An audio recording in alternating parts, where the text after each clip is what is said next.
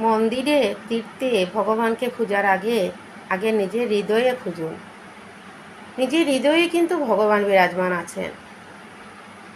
আপনি যদি শান্তিতে থাকেন, দেখবেন আপনার ভগবান সর্বদা আপনার মধ্যে আছে। আর আপনি যদি অশান্তিতে থাকেন, তাহলে ভগবানকে খোঁজার জন্য মন্দিরে যাবেন।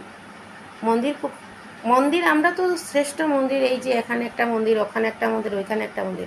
আসল মন্দির কি জানেন? আসল মন্দির হলো এই যে আমাদের মনটা। আমাদের মন যদি পরিষ্কার থাকে, শান্তি থাকে, পবিত্র থাকে, সেখানে ভগবান বাস করেন। কিন্তু আমরা নিজেকে শান্তি রাখার জন্য ভগবানের শরণাপন্ন হই। আর ভগবানের শরণাপন্ন না হলে তো আমরা চলতে পারবো না, তাই না? তো ভগবানের শরণাপন্ন হও, নিজে পবিত্র থাকো, নিজের মনকে শান্তি রাখো, ভগবান অবশ্যই নিজের মধ্যে বাস করবেন। রাধে রাধে।